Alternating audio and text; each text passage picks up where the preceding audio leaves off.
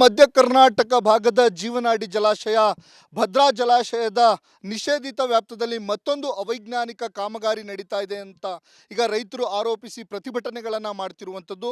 ಭದ್ರಾ ಜಲಾಶಯದ 100 ಮೀಟರ್ ಅಂತರದಲ್ಲೇ ಏನು ಅವೈಜ್ಞಾನಿಕ ಕಾಮಗಾರಿ ನಡೀತಾ ಇದೆ. ಬಲದಂಡೆಯ ಮುಖಾಂತರ ಏನು ಚಾನೆಲ್ ಹಾದು ಹೋಗುತ್ತೆ ನೀರು, ಅಲ್ಲಿ ಅವೈಜ್ಞಾನಿಕ ಕಾಮಗಾರಿ ನಡೀತಿರುವಂಥದ್ದು ನಿಮಗೆ ದೃಶ್ಯಾವಳಿಗಳಲ್ಲಿ ಸಹ ನಾನು ತೋರಿಸ್ತಾ ಹೋಗ್ತೇನೆ. ನೋಡ್ಬೋದು, ಇದು ಆ ಬಲದಂಡೆ ಭದ್ರಾ ಜಲಾಶಯದ ಬಲದಂಡೆ ಭಾಗದಲ್ಲಿ ಕೇವಲ ಜಲಾಶಯದ 100 ಮೀಟರ್ ಏನು 100ರಿಂದ 200 ಮೀಟರ್ ವ್ಯಾಪ್ತಿಯಲ್ಲೇ ಈ ರೀತಿಯ ಅವೈಜ್ಞಾನಿಕ ಕಾಮಗಾರಿಯನ್ನು ಮಾಡಲಾಗ್ತಿರುವಂಥದ್ದು. ಸುಮಾರು 500 ಮೀಟರ್ ವ್ಯಾಪ್ತಿಯವರೆಗೆ ಯಾವುದೇ ರೀತಿಯ ಕಾಮಗಾರಿಗಳನ್ನು ಮಾಡಬಾರ್ದು ಎನ್ನುವಂಥ ಆದೇಶವಿದ್ರೂ ಸಹ ಇಲ್ಲಿ ಅವೈಜ್ಞಾನಿಕ ಕಾಮಗಾರಿಯನ್ನು ಮಾಡ್ತಿದೆ. ಆದರೆ ರೈತರು ಪ್ರಮುಖವಾಗಿ ಇದಕ್ಕೆ ಏನು ಆಕ್ಷೇಪ ವ್ಯಕ್ತಪಡಿಸ್ತಿರುವಂಥದ್ದು, ಆ ಬಲದಂಡೆ ಮುಖಾಂತರ ಸರಾಗವಾಗಿ ನೀರು ಹರಿದು ಹೋಗುತ್ತೆ. ಆದರೆ ಹರಿದು ಹೋಗುವ ಸಮಯದಲ್ಲೇ ಈ ರೀತಿಯಾಗಿ ಇಲ್ಲಿ ಈ ರೀತಿಯ ಕಾಮಗಾರಿಗಳು ಮಾಡೋದ್ರಿಂದ ಸಾಕಷ್ಟು ಅವೈಜ್ಞಾನಿಕವಾಗುತ್ತೆ, ಮುಂದೆ ಸರಾಗವಾಗಿ ನೀರು ಹರಿದೋಗ್ಲಿಕ್ಕೆ ಆಗಲ್ಲ ಎನ್ನುವಂಥ ಆರೋಪವನ್ನು ಮಾಡ್ತಿರುವಂಥದ್ದು ಈ ಭಾಗದಲ್ಲಿ ತೋರಿಸ್ತಾ ಹೋಗ್ತೇನೆ. ಇಲ್ಲಿ ಈಗ ಅವೈಜ್ಞಾನಿಕ ಕಾಮಗಾರಿ ಮಾಡಿ ಇಲ್ಲಿ ಜಾಕ್ವೆಲ್ ಮುಖಾಂತರ ನೀರನ್ನು ಇಲ್ಲಿಗೆ ಪಂಪ್ ಮಾಡಲಾಗುವಂಥದ್ದು. ಇಲ್ಲಿಂದ ಪಂಪನ್ನು ಬಹುಗ್ರಾಮ ಕುಡಿಯೋ ನೀರು ಯೋಜನೆಗೆ ಇಲ್ಲಿನ ನೀರನ್ನು ಬಳಸ್ಕೊಳ್ಳಿಕ್ಕೆ ಈ ಕಾಮಗಾರಿಯನ್ನು ಮಾಡಲಾಗ್ತಿದೆ. ಈ ಬಗ್ಗೆ ನನ್ನ ಜೊತೆಗೆ ಮಾತಾಡಲಿಕ್ಕೆ ಇಲ್ಲಿ ರೈತರಿದ್ದಾರೆ, ರೈತ ವರಿಷ್ಠರಿದ್ದಾರೆ, ಅವ್ರನ್ನ ಮಾತಾಡಿಸ್ತೇನೆ. ಏನು ಈ ಕಾಮಗಾರಿಯಿಂದ ಏನೆಲ್ಲ ಅನಾಹುತಗಳಾಗುತ್ತೆ, ಅನಾನುಕೂಲಗಳಿದ್ದಾವೆ ಅನ್ನುವಂಥ ಮಾತನ್ನು ಕೇಳ್ತೇನೆ. ಸರ್, ಏನು ಈ ಯೋಜನೆ, ಏನೆಲ್ಲ ಅನಾನುಕೂಲಗಳಾಗುತ್ತೆ ಅಂತೇಳಿ? ಕರ್ನಾಟಕ ರಾಜ್ಯ ಸರ್ಕಾರ ಭಾರತ ಸರ್ಕಾರದ ಜಲ್ ಜೀವನ್ ಮಿಷನ್ ವ್ಯಾಪ್ತಿನಲ್ಲಿ ಇಲ್ಲಿಂದ ಕುಡಿಯೋ ನೀರಿಗೆ ಹಳ್ಳಿಗಳಿಗೆ ಕೊಡ್ತಾ ಇದ್ದಾರೆ. ನೀರು ಕೊಡೋದ್ರ ಬಗ್ಗೆ ನಮ್ಮ ರೈತರದ್ದು ಯಾವುದೇ ತಕರಾರುಗಳಿಲ್ಲ. ಯಾಕೆಂದರೆ ಭದ್ರಾ ಜಲಾಶಯದಲ್ಲಿ ಒಟ್ಟು ಬೇಸಿಗೆನಲ್ಲಿ ಕುಡಿಯುವ ನೀರಿಗಾಗಿ 7.5 TMC ನೀರನ್ನು ಕಾಯ್ದಿರಿಸಿದ್ದೀವಿ. ಆ ಕಾಯ್ದಿರಿಸೋ ನೀರನ್ನು ಬಳಸ್ಬೋದು ಅವರು, ಅದರ ಬಗ್ಗೆ ನಮ್ಮದು ಅಭ್ಯಂತರ ಇಲ್ಲ. ಆದರೆ ಬಳಸುವ ವಿಧಾನದಲ್ಲಿ ನಮ್ಮ ಪ್ರತಿಭಟನೆ ಇದೆ. ವಿಧಾನ ಅಂದರೆ ಏನಪ್ಪ ಅಂದರೆ, ಬಲದಂಡೆ ಕಾಲುವೆ ಸುಮಾರು 6 ಜಿಲ್ಲೆಗಳಿಗೆ ನೀರು ಉಣಿಸ್ತಕ್ಕಂಥ ನೀರಿನ ಹರಿಯುವಿಕೆ ಮತ್ತು ಅದರ ಗಾತ್ರ, ಅದರ ವೇಗ ಇವೆಲ್ಲವನ್ನು ನೋಡಿ ಡಿಸೈನ್ ಮಾಡಿರ್ತೀವಿ ನಾವು. ಕಾಲುವೆನ ಡಿಸೈನ್ ಅಂದರೆ ಹೇಗೆ ನೀರು ಎಷ್ಟು ಅಗಲ ಹೋದರೆ ಎಷ್ಟು ಕ್ಯೂಸೆಕ್ಸ್ ಹೋಗುತ್ತೆ, ಯಾವ ಸ್ಪೀಡಲ್ಲಿ ಹೋದರೆ ಥೈಲ್ಯಾಂಡಿಗೆ ನೀರು ತಲುಪುತ್ತೆ ಅನ್ನೋದು ಡಿಸೈನ್. ಅದು ಯಾವಾಗ ಇವರು ಭದ್ರಾ ಜಲಾಶಯದ ಟ್ಯೂಬ್ ಓಪನ್ ಮಾಡಿದ ಕೂಡಲೇ ಕೇವಲ 200 ಮೀಟ್ರ್ ವ್ಯಾಪ್ತಿನಲ್ಲಿ ನೀರನ್ನು ಕಾಲುವೆನ ಏರಿಯನ್ನು ಒಡೆದು ಇಲ್ಲಿ ನೀರು ತಗೊಂಡ್ರೆ ಮುಂದೆ ನೀರು ಹರಿಯುವ ವೇಗ ಕಡಿಮೆ ಆಗುತ್ತೆ, ಬ್ರೇಕ್ ಆಗುತ್ತೆ. ಅದರಿಂದ ಏನಾಗುತ್ತೆ, ತುದಿ ಕಾಲುವೆ ರೈತರಿಗೆ ನೀರಿಲ್ದಲೇ ಪನಿಷ್ಮೆಂಟ್ ಆಗುತ್ತೆ, ಅವ್ರಿಗೆ ವ್ಯಾಧಿ ಆಗುತ್ತೆ, ಬೆಳೆ ಹೋಗುತ್ತೆ, ನೋವಾಗುತ್ತೆ. ಈ ಜಲಾಶಯವನ್ನು ನಂಬಿರೋ ಅಚ್ಚುಕಟ್ಟುದಾರರಿಗೆ ನೀರಿಲ್ಲ ಅಂದರೆ ಅವನು ಬೆಳೆ ನಂಬ್ಕೊಂಡು ನೀರು ಬರುತ್ತೆ ಅಂತ ಬೆಳೆ ಇಟ್ಟು ನಷ್ಟ ಪ್ರತಿ ವರ್ಷ ಅನುಭವಿಸ್ಬೇಕಾಗತ್ತೆ. ಇದು ಇದರ ತೀವ್ರತೆ. ಈಗ ನಾವಿಲ್ಲಿ ಹೇಳ್ತಿರೋದೇನು ಅಂದರೆ, ಭದ್ರಾ ಡ್ಯಾಮಿಂದ ಇದಕ್ಕೆ ಗೇಟ್ಗಳ ಮೂಲಕನೇ ನೀರು ಬಿಟ್ಕೊಂಡು ಅಲ್ಲೇ ನದಿ ಒಳಗೇ ಜಾಕ್ವೆಲ್ ಮಾಡ್ಕೊಂಡು ಅಲ್ಲೇ ನೀರನ್ನು ಒಡೆದು ಅವರು ಎಲ್ಲಿಗೆ ಬೇಕಾದ್ರೂ ತೊಗೊಂಡೋಗ್ಬೋದು. ಇದು ಯೋಜನೆಯಲ್ಲಿ ಬೇಸಿಕ್ಕಾಗಿ ಆಗಿದೆ. ಇದು ಇಲ್ಲಿ ಆರ್ಡ್ರ್ ಕಾಪಿ ತೋರಿಸ್ತೀನಿ ನನಗೆ. ಅಥವಾ ಆ ರೀತಿ ಮಾಡೋಕ್ಕಾಗದಿದ್ದರೆ ಪಕ್ಕದಲ್ಲೇ ಒಂದು ಚೆಕ್ ಡ್ಯಾಮನ್ನು ಕಟ್ಟಿ ಅಲ್ಲಿ ನೀರನ್ನು ನಿಲ್ಲಿಸ್ಕೊಂಡು ಅಲ್ಲಿಂದ ಮೋಟ್ರಿಗೆ ಸಿಗೋವಷ್ಟು ನೀರನ್ನು ಪಂಪ್ ಮಾಡಲಿಕ್ಕೆ ಆರ್ಡ್ರ್ ಆಗಿದೆ, ಇಲ್ಲಿದೆ. ಈ ಆರ್ಡ್ರ್ಗಳನ್ನು ಬಿಟ್ಟು ಒಬ್ಬ ಗುತ್ತಿಗೆದಾರನ ಸಹಾಯ ಮಾಡೋಕ್ಕೋಸ್ಕರ ಅವನು ಯೋಜನೆಗಳನ್ನೇ ತಿರುಗಿಸಿ ನೇರವಾಗಿ ಬಲದಂಡೆ ಕಾಲುವೆಯಿಂದ ನೀರನ್ನು ಜಾಕ್ವೆಲ್ಲಿ ಬಿಡ್ತಕ್ಕಂಥ ವಿಧಾನವನ್ನು ನಾವು ವಿರೋಧ ಮಾಡ್ತಿದ್ದೀವಿ. ಅಂದರೆ ಕಾಮಗಾರಿ ಅವೈಜ್ಞಾನಿಕವಾಗಿದೆ ಅನ್ನುವಂಥದ್ದು ನಿಮ್ಮ ಟೋಟಲ್ ಆಗಿ. ಬರೀ ಕಾಮಗಾರಿ ಅಲ್ಲ, ಅಚ್ಚುಕಟ್ಟುದಾರರಿಗೆ ದ್ರೋಹ ಮಾಡ್ತಿದ್ದಾರೆ. ಅಚ್ಚುಕಟ್ಟುದಾರರಿಗೆ ನೀರು ಸಿಗೋದಿಲ್ಲ ಮುಂದೆ ಬೇಸಿಗೆಯಲ್ಲಿ. ಆದ್ದರಿಂದ ಇದು 9 ತಿಂಗಳು ನೀರು ಹರಿಬೇಕು. ಇದಕ್ಕೆ ಮಳೆಗಾಲದಲ್ಲಿ ಬಿಟ್ಟರೆ ಟೋಟಲ್ 9 ಮಂತ್ಸ್ ನೀರನ್ನು ಅಲ್ಲಿಗೆ ಬಿಡಲೇಬೇಕು. ಅವರು 300 ಕ್ಯೂಸೆಕ್ಸ್ ನೀರಿನ ರೀತಿಯೆಲ್ಲ ನೀರು ಬಿಡ್ತಾರೆ ಅಲ್ಲಿಗೆ. ಈಗ ನಿಮ್ಮ ಕೊನೆಯದಾಗಿ ಆಗ್ರಹ ಏನು ಸರ್? ಆಗ್ರಹ ಏನಿಲ್ಲ, ಗೌರವದಿಂದ ಸರ್ಕಾರ ಈ ಯೋಜನೆಯನ್ನು ಕೈ ಬಿಡಬೇಕು.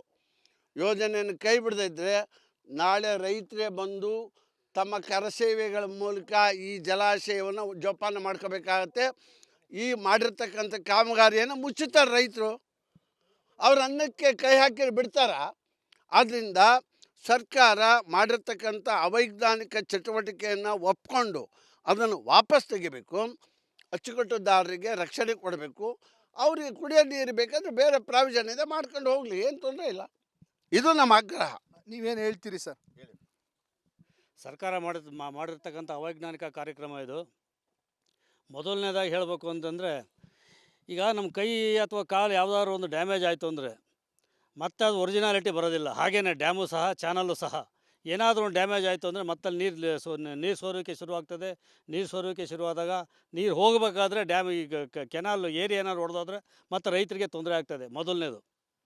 ಎರಡನೇದು, ಇದು 1600 ಕೋಟಿ ರೂಪಾಯಿ ಪ್ರಾಜೆಕ್ಟ್ ಇದು.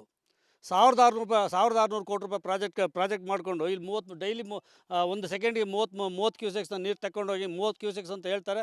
ನಾಳೆ 60 ಆಗ್ಬೋದು, 80 ಆಗ್ಬೋದು, 100 ಕ್ಯೂಸೆಕ್ಸ್ ಆಗ್ಬೋದು. ಅದು ನಮಗೆ ಲೆಕ್ಕಕ್ಕೆ ಸಿಗೋದಿಲ್ಲ ಅದು. ಆದ್ದರಿಂದ ದಯಮಾಡಿ ಈ ಅವೈಜ್ಞಾನಿಕವಾಗಿ ನಡೀತಾ ಇರತಕ್ಕಂಥ ಕಾಮಗಾರಿನ ಸ್ಟಾಪ್ ಮಾಡಿ. ಅವ್ರಿಗೆ ವಾಣಿವಿಲಾಸ ಸಾಗರ ಹೊಸದುರ್ಗಕ್ಕೆ ಭಾರಿ ಹತ್ತಿರ ಇದೆ. ಅಲ್ಲಿಂದ ವಾಣಿವಿಲಾಸ ಸಾಗರ ಅಪ್ಪರ್ ಭದ್ರಾದಲ್ಲಿ ನೀರು ಹೋಗ್ತದೆ. ಅಪ್ಪರ್ ಭದ್ರದಿಂದ ನೀರು ತೊಗೊಂಡವರು ವಾಣಿವಿಲಾಸ ಸಾಗರದಿಂದ ಕೇವಲ 300 ರಿಂದ 400 ಕೋಟಿ ರೂಪಾಯಿ ಪ್ರಾಜೆಕ್ಟ್ ಅದು. 1600 ಕೋಟಿ ಪ್ರಾಜೆಕ್ಟ್ ಮಾಡೋದಕ್ಕಿಂತ 300-400 ಕೋಟಿ ರೂಪಾಯಿ ಪ್ರಾಜೆಕ್ಟ್ ಮಾಡಿಕೊಂಡು ವಾಣಿವಿಲಾಸ ಸಾಗರದ ಹತ್ತಿರಕ್ಕೆ ತೊಗೊಂಡವ್ರೆ ಭಾರಿ ಒಳ್ಳೆಯದಾಗ್ತದೆ.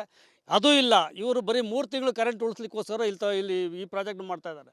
ಜಾಕ್ವೆಲ್ ಮಾಡಿದರೆ ಅವರು 9 ತಿಂಗಳು ಕರೆಂಟ್ ಉಳಿಯುತ್ತಂಥವ್ರಿಗೆ. ಆ ಕರೆಂಟಿಂದ ಚಾರ್ಜ್ ಉಳಿಸ್ಲಿಕ್ಕೋಸ್ಕರ ಈ ಕಾರ್ಯಕ್ರಮ ಮಾಡ್ತಾಯಿದ್ದಾರೆ.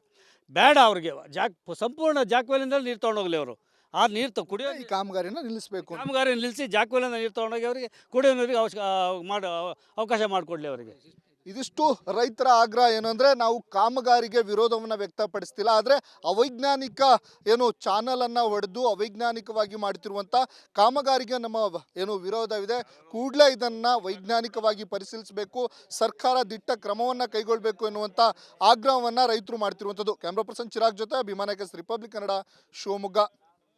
ಮಧ್ಯ ಕರ್ನಾಟಕ ಭಾಗದ ಜೀವನಾಡಿ ಜಲಾಶಯ ಭದ್ರಾ ಜಲಾಶಯದ ನಿಷೇಧಿತ ವ್ಯಾಪ್ತದಲ್ಲಿ ಮತ್ತೊಂದು ಅವೈಜ್ಞಾನಿಕ ಕಾಮಗಾರಿ ನಡೀತಾ ಇದೆ ಅಂತ ಈಗ ರೈತರು ಆರೋಪಿಸಿ ಪ್ರತಿಭಟನೆಗಳನ್ನು ಮಾಡ್ತಿರುವಂಥದ್ದು. ಭದ್ರಾ ಜಲಾಶಯದ 100 ಮೀಟರ್ ಅಂತರದಲ್ಲೇ ಅವೈಜ್ಞಾನಿಕ ಕಾಮಗಾರಿ ನಡೀತಾ ಇದೆ. ಬಲದಂಡೆಯ ಮುಖಾಂತರ ಚಾನೆಲ್ ಹಾದು ಹೋಗುತ್ತೆ ನೀರು, ಅಲ್ಲಿ ಅವೈಜ್ಞಾನಿಕ ಕಾಮಗಾರಿ ನಡೀತಿರುವಂಥದ್ದು. ನಿಮಗೆ ದೃಶ್ಯಾವಳಿಗಳಲ್ಲಿ ಸಹ ನಾನು ತೋರಿಸ್ತಾ ಹೋಗ್ತೇನೆ. ನೋಡ್ಬೋದು, ಇದು ಆ ಬಲದಂಡೆ, ಭದ್ರಾ ಜಲಾಶಯದ ಬಲದಂಡೆ ಭಾಗದಲ್ಲಿ ಕೇವಲ ಜಲಾಶಯದ 100 ಮೀಟರ್ 100 ರಿಂದ 200 ಮೀಟರ್ ವ್ಯಾಪ್ತಿಯಲ್ಲೇ ಈ ರೀತಿಯ ಅವೈಜ್ಞಾನಿಕ ಕಾಮಗಾರಿಯನ್ನು ಮಾಡಲಾಗ್ತಿರುವಂಥದ್ದು. ಸುಮಾರು 500 ಮೀಟರ್ ವ್ಯಾಪ್ತಿಯವರೆಗೆ ಯಾವುದೇ ರೀತಿಯ ಕಾಮಗಾರಿಗಳನ್ನು ಮಾಡಬಾರ್ದು ಎನ್ನುವಂಥ ಆದೇಶವಿದ್ದರೂ ಸಹ ಇಲ್ಲಿ ಅವೈಜ್ಞಾನಿಕ ಕಾಮಗಾರಿಯನ್ನು ಮಾಡ್ತಿದೆ. ಆದರೆ ರೈತರು ಪ್ರಮುಖವಾಗಿ ಇದಕ್ಕೆ ಆಕ್ಷೇಪ ವ್ಯಕ್ತಪಡಿಸ್ತಿರುವಂಥದ್ದು, ಆ ಬಲದಂಡೆ ಮುಖಾಂತರ ಸರಾಗವಾಗಿ ನೀರು ಹರಿದು ಹೋಗುತ್ತೆ. ಆದರೆ ಹರಿದು ಹೋಗುವ ಸಮಯದಲ್ಲೇ ಈ ರೀತಿಯಾಗಿ ಇಲ್ಲಿ ಈ ರೀತಿಯ ಕಾಮಗಾರಿಗಳು ಮಾಡೋದ್ರಿಂದ ಸಾಕಷ್ಟು ಅವೈಜ್ಞಾನಿಕವಾಗುತ್ತೆ, ಮುಂದೆ ಸರಾಗವಾಗಿ ನೀರು ಹರಿದೋಗ್ಲಿಕ್ಕೆ ಆಗಲ್ಲ ಎನ್ನುವಂಥ ಆರೋಪವನ್ನು ಮಾಡ್ತಿರುವಂಥದ್ದು. ಈ ಭಾಗದಲ್ಲಿ ತೋರಿಸ್ತಾ ಹೋಗ್ತೇನೆ. ಇಲ್ಲಿ ಈಗ ಅವೈಜ್ಞಾನಿಕ ಕಾಮಗಾರಿ ಮಾಡಿ ಇಲ್ಲಿ ಜಾಕ್ವೆಲ್ ಮುಖಾಂತರ ನೀರನ್ನು ಇಲ್ಲಿಗೆ ಪಂಪ್ ಮಾಡಲಾಗುವಂಥದ್ದು. ಇಲ್ಲಿಂದ ಪಂಪನ್ನು ಬಹುಗ್ರಾಮ ಕುಡಿಯೋ ನೀರು ಯೋಜನೆಗೆ ಇಲ್ಲಿನ ನೀರನ್ನು ಬಳಸ್ಕೊಳ್ಳಿಕ್ಕೆ ಈ ಕಾಮಗಾರಿಯನ್ನು ಮಾಡಲಾಗ್ತಿದೆ. ಈ ಬಗ್ಗೆ ನನ್ನ ಜೊತೆಗೆ ಮಾತಾಡಲಿಕ್ಕೆ ಇಲ್ಲಿ ರೈತರಿದ್ದಾರೆ, ರೈತ ವರಿಷ್ಠರಿದ್ದಾರೆ, ಅವ್ರನ್ನ ಮಾತಾಡಿಸ್ತೇನೆ. ಏನು ಈ ಕಾಮಗಾರಿಯಿಂದ ಏನೆಲ್ಲ ಅನಾಹುತಗಳಾಗುತ್ತೆ, ಅನಾನುಕೂಲಗಳಿದ್ದಾವೆ ಅನ್ನುವಂಥ ಮಾತನ್ನು ಕೇಳ್ತೇನೆ. ಸರ್, ಏನು ಈ ಯೋಜನೆ, ಏನೆಲ್ಲ ಅನಾನುಕೂಲಗಳಾಗುತ್ತೆ ಅಂತೇಳಿ? ಕರ್ನಾಟಕ ರಾಜ್ಯ ಸರ್ಕಾರ ಭಾರತ ಸರ್ಕಾರದ ಜಲ್ ಜೀವನ್ ಮಿಷನ್ ವ್ಯಾಪ್ತಿನಲ್ಲಿ ಇಲ್ಲಿಂದ ಕುಡಿಯೋ ನೀರಿಗೆ ಹಳ್ಳಿಗಳಿಗೆ ಕೊಡ್ತಾ ಇದ್ದಾರೆ. ನೀರು ಕೊಡೋದ್ರ ಬಗ್ಗೆ ನಮ್ಮ ರೈತರದ್ದು ಯಾವುದೇ ತಕರಾರುಗಳಿಲ್ಲ. ಯಾಕೆಂದರೆ ಭದ್ರಾ ಜಲಾಶಯದಲ್ಲಿ ಒಟ್ಟು ಬೇಸಿಗೆನಲ್ಲಿ ಕುಡಿಯುವ ನೀರಿಗಾಗಿ 7.5 TMC ನೀರನ್ನು ಕಾಯ್ದಿರಿಸಿದ್ದೀವಿ. ಆ ಕಾಯ್ದಿರಿಸೋ ನೀರನ್ನು ಬಳಸ್ಬೋದು ಅವರು, ಅದರ ಬಗ್ಗೆ ನಮ್ಮದು ಅಭ್ಯಂತರ ಇಲ್ಲ. ಆದರೆ ಬಳಸುವ ವಿಧಾನದಲ್ಲಿ ನಮ್ಮ ಪ್ರತಿಭಟನೆ ಇದೆ. ವಿಧಾನ ಅಂದರೆ ಏನಪ್ಪ ಅಂದರೆ, ಬಲದಂಡೆ ಕಾಲುವೆ ಸುಮಾರು 6 ಜಿಲ್ಲೆಗಳಿಗೆ ನೀರು ಉಣಿಸ್ತಕ್ಕಂಥ ನೀರಿನ ಹರಿಯುವಿಕೆ ಮತ್ತು ಅದರ ಗಾತ್ರ, ಅದರ ವೇಗ ಇವೆಲ್ಲವನ್ನು ನೋಡಿ ಡಿಸೈನ್ ಮಾಡಿರ್ತೀವಿ ನಾವು ಕಾಲುವೆನ.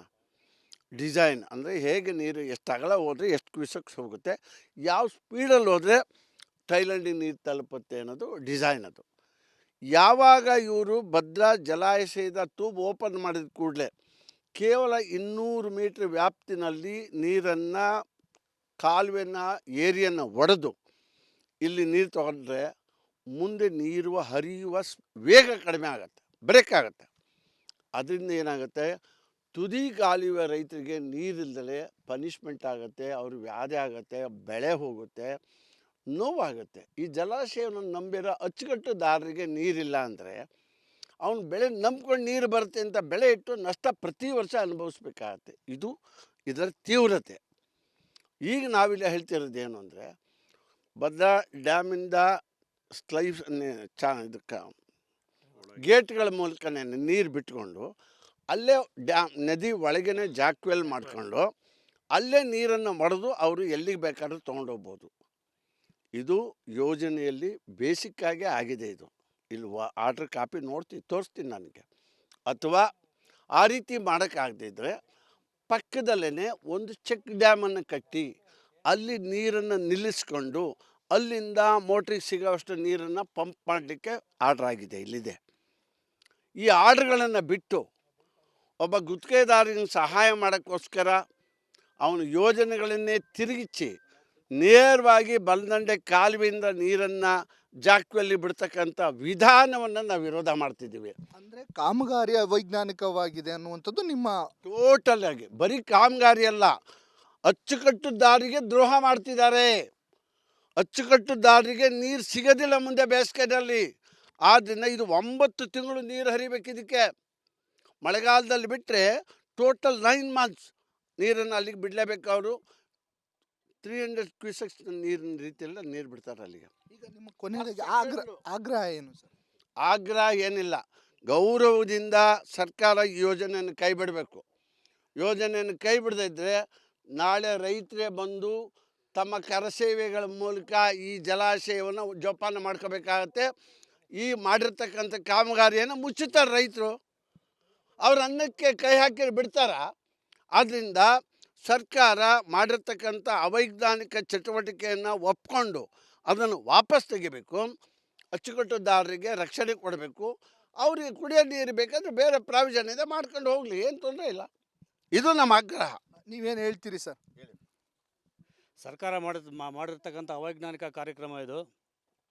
ಮೊದಲನೇದಾಗಿ ಹೇಳಬೇಕು ಅಂತಂದರೆ, ಈಗ ನಮ್ಮ ಕೈ ಅಥವಾ ಕಾಲು ಯಾವುದಾದ್ರು ಒಂದು ಡ್ಯಾಮೇಜ್ ಆಯಿತು ಅಂದರೆ ಮತ್ತೆ ಅದು ಒರಿಜಿನಾಲಿಟಿ ಬರೋದಿಲ್ಲ. ಹಾಗೆಯೇ ಡ್ಯಾಮು ಸಹ, ಚಾನಲ್ಲು ಸಹ ಏನಾದರೂ ಒಂದು ಡ್ಯಾಮೇಜ್ ಆಯಿತು ಅಂದರೆ ಮತ್ತೆ ನೀರು ಸೋರೋಕ್ಕೆ ಶುರುವಾಗ್ತದೆ. ನೀರು ಸೋರೋಕ್ಕೆ ಶುರುವಾದಾಗ ನೀರು ಹೋಗಬೇಕಾದ್ರೆ ಡ್ಯಾಮ್ ಈಗ ಕೆನಾಲ್ ಏರಿಯಾ ಏನಾದ್ರು ಹೊಡೆದೋದ್ರೆ ಮತ್ತು ರೈತರಿಗೆ ತೊಂದರೆ ಆಗ್ತದೆ. ಮೊದಲನೇದು. ಎರಡನೇದು, ಇದು 1600 ಕೋಟಿ ರೂಪಾಯಿ ಪ್ರಾಜೆಕ್ಟ್. ಇದು 1600 ಕೋಟಿ ರೂಪಾಯಿ ಪ್ರಾಜೆಕ್ಟ್ ಮಾಡಿಕೊಂಡು ಇಲ್ಲಿ 30 ಡೈಲಿ ಒಂದು ಸೆಕೆಂಡಿಗೆ 30 ಕ್ಯೂಸೆಕ್ಸ್ನ ನೀರು ತಗೊಂಡೋಗಿ 30 ಕ್ಯೂಸೆಕ್ಸ್ ಅಂತ ಹೇಳ್ತಾರೆ. ನಾಳೆ 60 ಆಗ್ಬೋದು, 80 ಆಗ್ಬೋದು, 100 ಕ್ಯೂಸೆಕ್ಸ್ ಆಗ್ಬೋದು. ಅದು ನಮಗೆ ಲೆಕ್ಕಕ್ಕೆ ಸಿಗೋದಿಲ್ಲ ಅದು. ಆದ್ದರಿಂದ ದಯಮಾಡಿ ಈ ಕಾಮಗಾರಿ ಅವೈಜ್ಞಾನಿಕವಾಗಿ ನಡೀತಾ ಇರತಕ್ಕಂಥ ಕಾಮಗಾರಿನ ಸ್ಟಾಪ್ ಮಾಡಿ. ಅವ್ರಿಗೆ ವಾಣಿವಿಲಾಸ ಸಾಗರ ಹೊಸದುರ್ಗಕ್ಕೆ ಭಾರಿ ಹತ್ತಿರ ಇದೆ. ಅಲ್ಲಿಂದ ವಾಣಿವಿಲಾಸ ಸಾಗರ ಅಪ್ಪರ್ ಭದ್ರಾದಲ್ಲಿ ನೀರು ಹೋಗ್ತದೆ.